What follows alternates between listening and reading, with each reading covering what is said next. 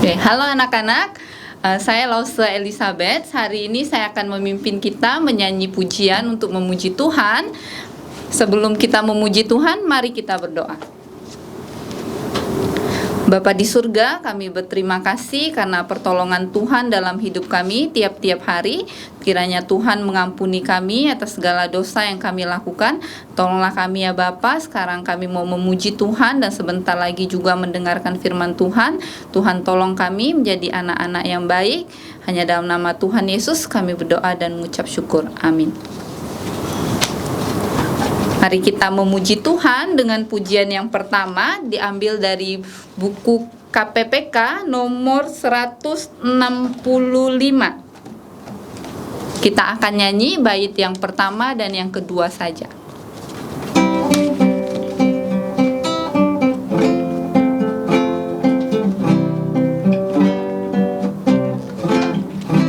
Sudahkah kau bersandar pada Yesus, disucikan oleh darahnya, dan beroleh hidup baru karenanya? Disandarlah pada darahnya. Sudahkah darahnya membasuh kau menjadi bersih? Pakaianmu akan seputih salju, disucikan oleh darahnya. Maka kau tempuh jalan bahaya, disandarkan pada darahnya, dan berharap yang memeliharamu. Bersandarlah pada darahnya. Sudahkah darahnya membasuh kau menjadi bersih? Pakaianmu akan seputih salju, disucikan oleh darahnya. Selanjutnya kita akan memuji Tuhan kembali dengan pujian nomor 246.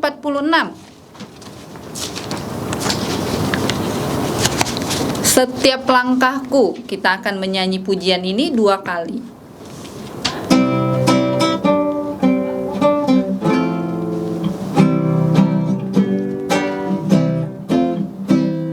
Setiap langkahku selalu ikut Yesus.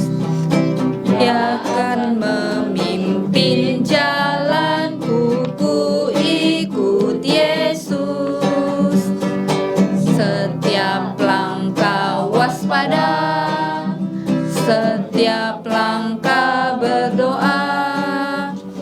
Inilah jalan kemenangan, ku ikut Yesus. Setiap langkahku selalu ikut Yesus.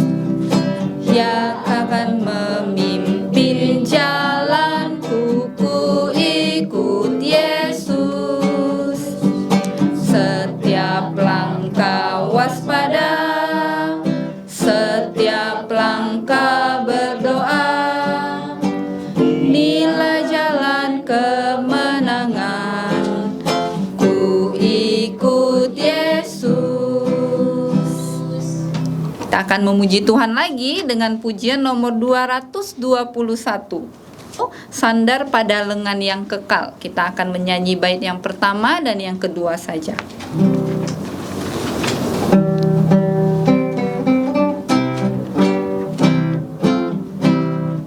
Amatlah senang dan bahagia, sandar pada lengan yang kekal. Amat besarlah damai berkatnya, sandar pada lengan yang kekal. Sandar, sandar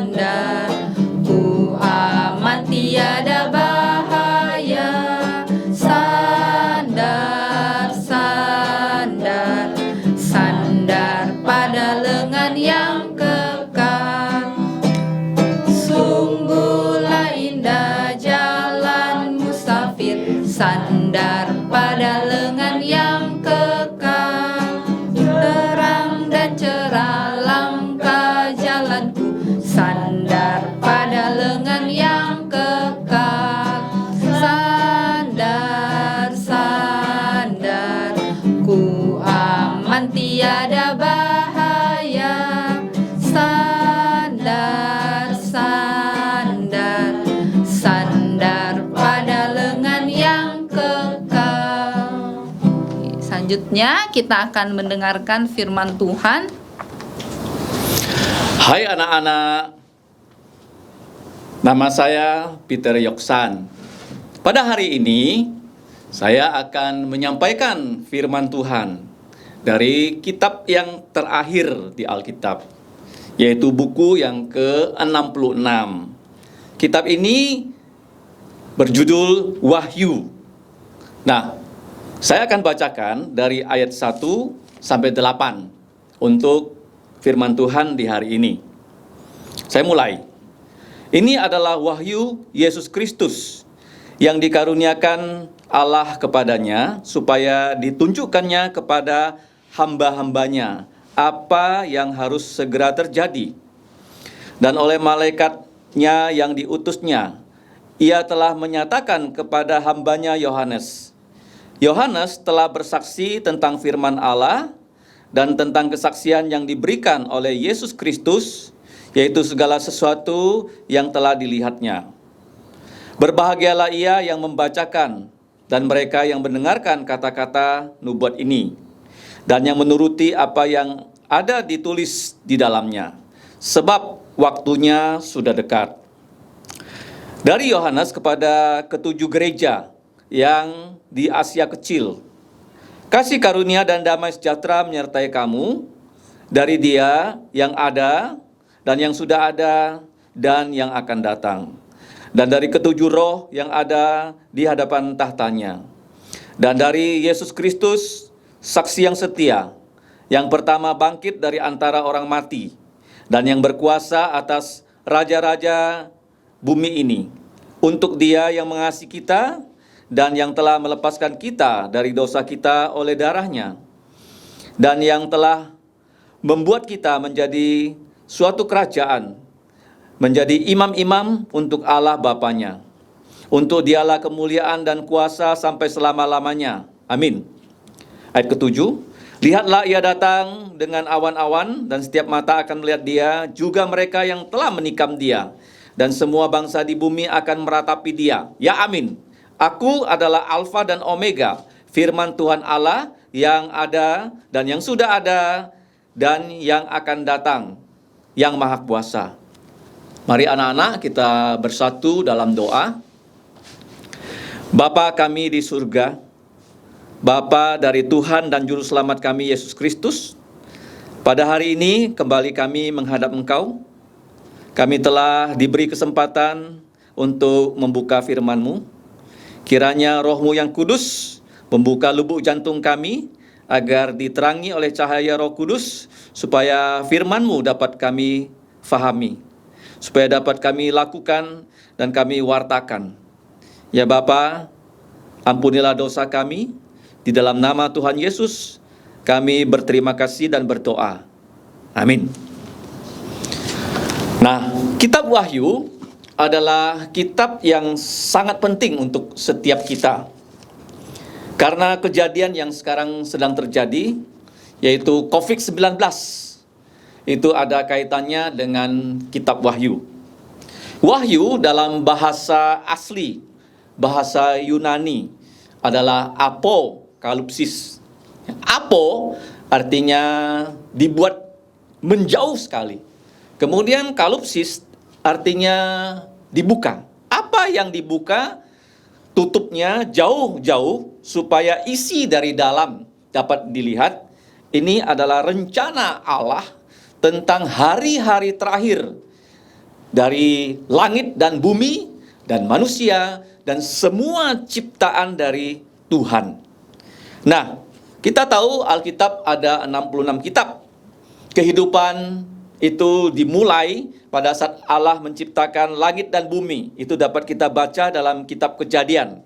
Nah, sedangkan kitab Wahyu adalah mengenai suatu peristiwa yang Allah akan buat ya, di akhir zaman ataupun disebut hari-hari terakhir. Menurut Alkitab, dalam kitab Ibrani pasal 1 ayat 1 sampai 3, hari-hari terakhir itu dihitung sejak Tuhan Yesus datang ke bumi.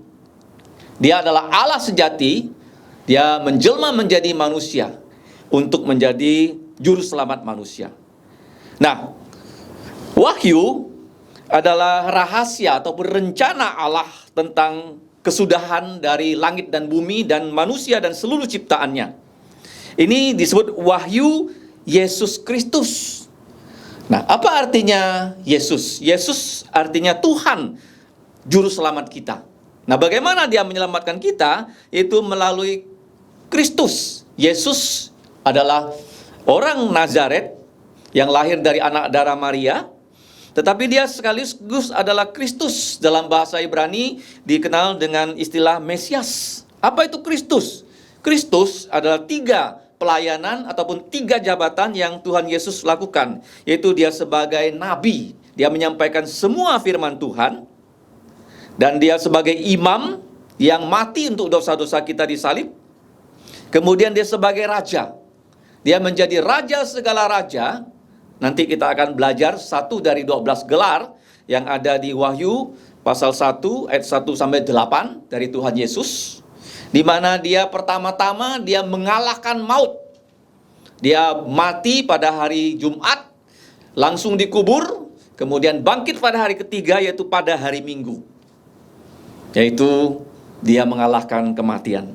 Jadi Yesus Kristus, Yesus adalah nabi, dia juga adalah imam, dia adalah raja yang mengalahkan maut. Tetapi kelak dia akan datang sebagai raja segala raja.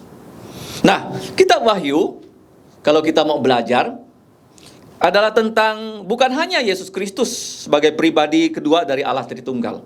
Tapi kalau kita simak baik-baik, Wahyu Yesus Kristus ini dihadiahkan oleh Allah Bapa kepada Tuhan Yesus, ya, supaya ditunjukkan oleh Tuhan Yesus kepada hamba-hambanya apa yang harus segera terjadi. Apa yang harus segera terjadi itu dicantumkan di ayat ke-7. Ayat ke-7 dikatakan, lihatlah, ia, Tuhan Yesus, datang dengan awan-awan, dan setiap mata akan melihat dia. Artinya Tuhan Yesus yang sudah naik ke sorga, dia akan datang kedua kali seperti yang dijanjikannya, ya, kepada murid-muridnya. Nah, kita melihat di sini Tuhan Yesus, ya, sekarang menyampaikan, ya, yaitu wahyu, yaitu rencana Allah Bapa kepada hamba-hambanya melalui siapa? Kalau kita melihat di sini, melalui malaikat yang diutus oleh Tuhan Yesus. Jadi di sini kita belajar tentang Allah Tritunggal, Allah Bapa pada ayat 1, Allah Putra ayat 1, sedangkan Allah Roh Kudus itu dicantumkan di ayat yang keempat, bagian yang terakhir, yaitu dikatakan, dan yang akan datang, dan dari ketujuh roh yang ada di hadapan tahtanya. Jadi di sini lengkap, ya, ada Allah Bapa, ada Allah Putra, dan Allah Roh Kudus. Jadi Allah itu satu, tetapi 3 pribadi. 3 pribadi, tetapi satu. Kenapa begitu? Karena Allah kalau hanya satu pribadi, itu tidak masuk akal. Kenapa? Karena ada pernyataan dalam surat 1 Yohanes, dikatakan Allah adalah kasih. Kalau Allah hanya satu dan satu pribadi, dia mengasihi siapa?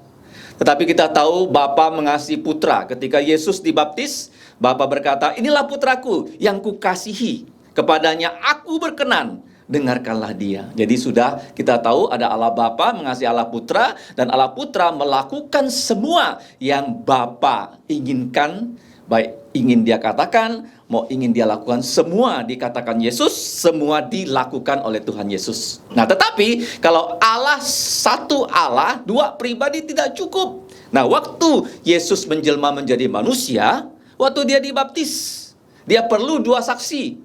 Bapa sudah berkata, sekarang perlu saksi kedua, yaitu Roh Kudus turun dalam bentuk burung merpati. Jadi kita tahu Yesus betul-betul adalah Allah. Karena Bapa bersaksi untuk Tuhan Yesus, Roh Kudus pun bersaksi untuk Tuhan Yesus. Jadi di kitab Wahyu ini kita melihat Bapa, Putra, dan Roh Kudus. Nah, sedangkan pihak yang berikutnya, yaitu yang diciptakan oleh Bapa, Putra, Roh Kudus. Siapa mereka? Kalau kita lihat di sini, para malaikat. Nah, para malaikat di sini itu diutus oleh Tuhan Yesus kepada hambanya, Rasul Yesus Kristus. Hambanya bernama Yohanes. Nah, Yohanes apa pekerjaannya? Yohanes selain dia adalah Rasul Yesus Kristus yang sudah menulis ya Injil Yohanes, yang sudah menulis surat 1, 2, 3 Yohanes, sekarang mempunyai tugas pada saat usianya sudah menjelang 100 tahun. Di Alkitab ada tokoh yang Tuhan izinkan hidup sampai hampir 100 tahun, yaitu Daniel. Dan di sini Yohanes.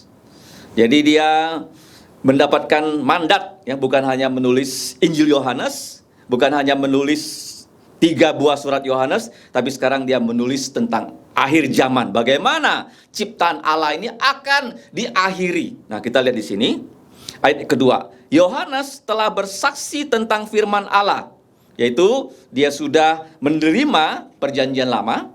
Kemudian bukan hanya kitab Kejadian sampai kitab Malaki itu dikatakan sebagai firman Allah, ditambah dengan kesaksian yang telah diberikan oleh Yesus Kristus. Apa itu kesaksian yang telah diberikan oleh Yesus Kristus? Tidak lain tak bukan adalah Injil Tuhan Yesus. Injil Matius mengajarkan kita Yesus adalah raja karena lambangnya adalah singa. Kemudian Injil Markus mengajarkan kepada kita manusia Yesus adalah budak. Karena dalam Injil Markus begitu banyak kata-kata segera. Lebih dari 40 kali. Sedangkan Injil Lukas, Yesus adalah manusia sejati. Dia menjelma menjadi manusia karena Allah tidak bisa mati. Yesus menjadi Allah, dan Yesus yang Allah sejati, dia menjadi manusia sejati. Supaya dosa-dosa kita bisa ditanggungnya di atas kayu salib. Nah, tidak hanya Yesus adalah raja, adalah budak, adalah manusia sejati, tapi dia juga Tuhan sejati. Injil Yohanes ya, lambangnya adalah burung elang. Nanti akan kita lihat ya pada ayat yang ke-8 itu menjelaskan Yesus adalah Tuhan. Jadi di sini kesaksian yang diberikan oleh Tuhan Yesus, bagaimana dia lahir dari anak darah Maria, bagaimana dia sudah melayani, bagaimana dia sudah mati untuk dosa-dosa manusia, dan bagaimana dia bangkit dari kematian mengalahkan maut. Kemudian di sini dikatakan ada hal yang ketiga, bukan hanya kesaksian yang diberikan oleh Yesus Kristus, tetapi yaitu segala sesuatu yang telah dilihat oleh Yohanes, baik di pasal 1, kemudian baik di pasal 2 dan 3, kemudian pasal 4, 5, dan juga pasal 6 sampai 19. Kemudian yang terakhir pasal yang ke-20 sampai 22. Jadi Wahyu memang terdiri dari 22 pasal. Pasal yang kedua ketiga itu tentang 7 gereja. Kemudian pasal 4 dan 5 tentang apa yang dilihat oleh Yohanes di sorga. Pasal 6 sampai 19. Kenapa 19? Nah, 19 itu ada kaitannya menurut saya dengan COVID-19. Karena COVID-19 sudah menyebabkan ratusan ribu manusia mati. Sedangkan Wahyu dari pasal 6 sampai pasal 19 itu bencana besar atau disebut tribulasi besar, di mana Tuhan menulahi bumi yang tidak mau percaya pada Tuhan Yesus, dan dikatakan oleh Alkitab separuh manusia mati. Kalau separuh manusia mati berarti ada 3,5 miliar manusia mati. Jadi pasal 6 sampai 19 tentang kesusahan besar untuk mereka di bumi yang tidak mau percaya Yesus. Nah, sedangkan pasal 20 sampai pasal 22 itu tentang kerajaan 1000 tahun, di mana Yesus akan datang menjadi raja, segala raja untuk masa 1000 tahun. Kemudian pasal 21 dan 22 itu tentang langit baru, bumi baru, dan Yerusalem baru. Nah, kitab Wahyu tadi saya sudah katakan ada Allah yang esa, tetapi 3 pribadi, yaitu Bapa, Putra, Roh Kudus. Kemudian yang terlibat di sini malaikat-malaikat, kemudian Rasul Yohanes, dan diserahkan nanti ya wahyu ini kepada gereja-gereja yang jumlahnya 7 buah di pasal 2 dan 3. Nah, kitab Wahyu adalah kitab yang membahagiakan karena dikatakan di sini berbahagialah ia yang membacakan dan mereka yang mendengarkan kata-kata nubuat ini. Jadi artinya begini, kalau saya membaca kitab ini dan anak-anak di rumah mendengarkan, maka kita bersama-sama sudah menjadi orang yang berbahagia. Kitab Wahyu ini untuk supaya kita bisa percaya Yesus dan menjadi orang yang berbahagia. Karena diawali dengan ucapan bahagia dan diakhiri juga dengan ucapan yang sama, yaitu bahagia. Yaitu ucapan bahagia ketujuh dapat kita baca di Wahyu pasal 22 ayat 7. Sesungguhnya aku datang segera, Yesus akan segera datang. Berbahagialah orang yang menuruti perkataan-perkataan nubuat kitab ini. Jadi diawali dengan bahagia, diakhiri dengan bahagia. Ada 7 ucapan bahagia di dalam kitab Wahyu. Nah, kita lihat bagian berikutnya setelah judul, ya, yaitu salam kepada ketujuh gereja. Kenapa salam? Karena Wahyu sebenarnya adalah surat. Seperti kalau kita menerima paket, ya. Paket ini datang dari Allah Bapa, dikirim oleh Tuhan Yesus, yang membawa paket ini adalah para malaikat, kemudian disampaikan kepada Rasul Yohanes yang adalah gembala sidang dari kota Efesus. Dan surat ini, paket ini harus dibagi-bagikan kepada semua gereja. Di sini diwakili oleh 7 gereja, termasuk sekarang kenapa kita anak-anak, sekarang kita mulai belajar kitab Wahyu. Karena ini menyangkut ya, kita semua. Nah, di sini dikatakan dari Yohanes kepada ketujuh gereja yang di Asia. Kalau kita melihat nama-nama gerejanya bisa kita baca dari pasal 2, pasal 3. Ya, mulai dari gereja Efesus, Smyrna, Pergamus, Tiatira, kemudian Sardis, Philadelphia, yang terakhir Laodikia. Gereja-gereja di Asia ini sekarang tempatnya itu adalah Turki.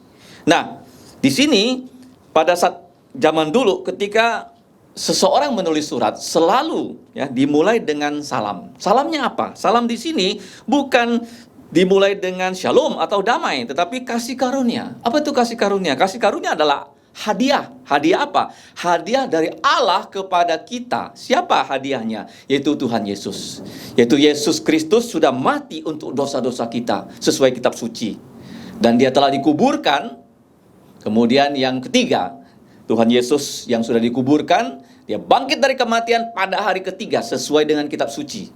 Dan Tuhan Yesus menampakkan diri kepada para muridnya selama 40 hari. Dan ada 10 kali penampakannya. Setelah itu dia naik ke sorga. Dan inilah Injil. Kalau anak-anak sudah percaya Yesus, Yesus yang sudah mati, Yesus yang sudah dikubur, Yesus yang sudah bangkit dan menampakkan diri, maka anak-anak adalah orang yang berbahagia. Nah, kita harus datang kepada Tuhan Yesus. Kita harus berkata pada Tuhan Yesus, Tuhan Yesus, saya adalah seorang anak yang berdosa. Saya mempunyai pikiran yang tidak baik. Saya berkata-kata kotor. Saya melakukan perbuatan dosa. Ya Tuhan Yesus, dengan darah-Mu, hapuskanlah dosa-dosa saya. Jadi kalau kita menerima hadiah, Injil, kabar baik, maka kita akan berdamai dengan Bapa, Putra, Roh Kudus, berdamai dengan Allah Bapa, berdamai dengan Tuhan Yesus, dan kita berdamai dengan Allah Roh Kudus. Dan dosa kita sudah dihapus. Kalau tidak, semua manusia yang tidak pernah datang minta ampun dengan Tuhan Yesus, mereka semua adalah musuh-musuh Allah. Kalau menjadi musuh Allah, kelak ya akan dilemparkan ke neraka, ke danau api. Di situ apinya tidak akan padam dan ulatnya tidak akan mati. Itu tempat bukan untuk manusia. Itu tempat untuk setan dan roh-roh jahat. Allah sudah sediakan kita sorga kalau kita percaya Yesus. Nah, di sini dikatakan, kalau kita belajar lebih lanjut, tadi saya sudah katakan bahwa kalau kita percaya pada Yesus, kita punya damai. Dan di sini dikatakan bahwa Yesus, Bapa dan juga Roh Kudus adalah pribadi yang kekal, yang ada, yang sudah ada, dan yang akan datang. Kalau anak-anak ya membaca ketiga istilah ini, artinya Allah itu kekal. Baik dia Bapa, Putra, Roh Kudus. Nah, sekarang kita akan belajar yang terakhir. Siapa Tuhan Yesus yang memberikan kita wahyu? Nah, ayat kelima, dan dari Yesus Kristus. Yang pertama-tama namanya Yesus Kristus. Tadi saya sudah jelaskan, Tuhan yang menjadi juru selamat itu adalah Yesus, Yehosua. Kristus adalah Mesias. Jadi kalau kita sebut dalam bahasa Ibrani, Yesus Kristus adalah Yehosua Hamasyah dalam istilah bahasa Ibrani. Gelar yang kedua, Yesus adalah saksi setia. Ya, martir yang menyampaikan firman Tuhan. Karena dia menyampaikan firman Tuhan, Tuhan Yesus itu dibenci oleh para pemimpin agama Yahudi, ya, sehingga dia disalibkan, ya, sampai dia mati. Jadi saksi di sini sebenarnya dari kata martir, ya, martir yang menyampaikan firman dan konsekuensinya adalah kematian. Seperti Stefanus, orang Kristen pertama menyampaikan firman dan dia dirajam sampai mati dengan batu. Gelar Yesus yang ketiga, yang pertama bangkit dari antara orang mati. Satu-satunya kuburan di bumi yang kosong adalah kuburan Tuhan Yesus di Yerusalem. Tuhan Yesus sudah bangkit 1990 tahun yang lalu, dan dia hanya memakai kuburnya selama 3 hari. Dia mati pada hari Jumat langsung dikubur, dan hari ketiga, hari Minggu, dia sudah bangkit. Makanya kalau kamu pergi ke kubur Yesus, di depannya ada pintu. Dan di depan pintu itu ditulis kata-kata, dia sudah bangkit dari kematian. Dia tidak ada di sini. Ini gelar Yesus yang ketiga. Gelar Yesus yang keempat, berkuasa atas raja-raja bumi ini. Artinya dia adalah raja segala raja. Dia akan datang, ya, dalam Wahyu pasal 20 menjadi raja segala raja, dan dia menuju orang-orang percaya menjadi raja, dan dia mendirikan kerajaan 1000 tahun. Dan kalau kita baca dalam kitab Yesaya, di situ singa-singa makan rumput, dan singa-singa akan berdampingan hidupnya dengan domba-domba. Kemudian gelar Tuhan Yesus yang berikutnya pada ayat yang kelima juga, dia yang mengasihi kita. Gelarnya yang keenam, yang telah melepaskan kita dari dosa kita dengan darahnya. Hanya darah Yesus yang bisa membasuh dosa kita. Perbuatan baik manusia tidak bisa menghapus dosa. Karena perbuatan baik manusia, Alkitab katakan, seperti kain kotor. Kain kotor yang seperti apa? Bukan pel yang bisa dicuci, itu adalah kain pembalut wanita yang sudah dipakai, harus dibuang. Dan dengan darah Yesus saja, dosa kita bisa dihapus. Gelar Yesus yang ketujuh, kalau kamu lihat, pada ayat 6, yang telah membuat kita menjadi raja-raja. Ini ada kaitannya dengan Wahyu 20, waktu Yesus datang kedua kali, ya, kita akan diangkatnya menjadi raja. Kemudian gelar Yesus yang ke-8, dia adalah imam besar agung kita yang membuat kita menjadi imam. Apa maksudnya imam? Imam artinya di sini kita yang sudah percaya Yesus, baik adik-adik, ya, anak-anak yang laki-laki perempuan, bisa berdoa, mengabarkan Injil, ya, kepada keluarga, kepada kawan teman tetangga, supaya percaya Yesus. Yaitu membawa orang kepada Tuhan Yesus supaya diterima oleh Allah Bapa, dan kita juga bisa berdoa dalam nama Yesus, ya, untuk orang lain kepada Allah Bapa. Kemudian gelar Tuhan Yesus yang berikutnya, kalau kamu lihat, ya, yaitu gelar yang ke-9 ayat 8. Aku adalah Alfa dan Omega. Ini adalah pernyataan yang khas orang Yahudi, orang Israel. Aku adalah, artinya Yesus adalah Yehova. Yesus adalah Tuhan. Karena dalam Injil Yohanes ada 7 kali dikatakan, aku adalah. Mulai dari, aku adalah roti hidup. Yang ketujuh, aku adalah pokok anggur yang sejati. Jadi, aku adalah Alfa dan Omega, artinya dia yang menciptakan langit dan bumi, dan dia akan mengakhiri langit bumi, ya, dengan langit baru, bumi baru, Yerusalem baru. Kemudian gelar Yesus yang ke-10, firman Tuhan Allah. Gelar Yesus yang ke-11, kekal. Ya, kekal ini tadi saya sudah katakan, yang ada dan yang sudah ada dan yang akan datang. Itu artinya kekal. Yang terakhir, gelar Tuhan Yesus yang ke-12, yang maha kuasa. Artinya dia sungguh-sungguh Allah, Allah yang tahakwa menurut Mazmur 139. Ta, maha tahu. Ha, dia maha hadir. Ha, maha hadir. Kwa, dia maha kuasa. Jadi sebenarnya apa yang dikatakan di Wahyu? Itu di dalam ayat ke-7. Lihatlah. Ya, kata lihatlah dalam Alkitab itu merupakan perintah. Kita mempunyai mata untuk melihat, kita mempunyai telinga untuk mendengar. Melihat apa? Melihat firman Tuhan, mendengarkan kata-kata Tuhan. Apa yang harus kita lihat? Lihatlah Tuhan Yesus akan datang dengan awan-awan. Karena waktu Yesus naik ke sorga, para murid melihat dia sampai ditutupi oleh awan. Dan Tuhan Yesus berjanji, dia akan datang kedua kali, bukan lagi datang ya sebagai anak domba Allah yang disembelih, disalibkan, tetapi dia datang sebagai raja segala raja, menjadi hakim untuk orang yang hidup dan yang mati. Jadi inilah tema dari kitab Wahyu, bahwa Yesus segera datang, dan kata lihatlah ini dalam Alkitab, baik perjanjian lama perjanjian baru, itu lebih dari 1000 kali. Lihatlah, ya, bahasa Ibraninya itu hine, ya, kalau bahasa Yunaninya itu idu. Lihatlah, Tuhan Yesus datang dengan awan-awan, dan dia menjemput kita orang yang percaya. Dan orang yang percaya ini ada 2 golongan, yaitu yang pertama, orang yang percaya Yesus yang sudah mati, dia bangkitkan, dia berikan tubuh mulia. Dan kita yang percaya Yesus tidak akan mengalami kematian, dia beri tubuh mulia, dan kita semua yang percaya Yesus akan diangkat ke awan-awan. Dan apa yang terjadi di bumi ini? Yaitu 7 tahun masa kesengsaraan besar. Covid hanya penderitaan kecil, hanya ratusan ribu orang yang mati.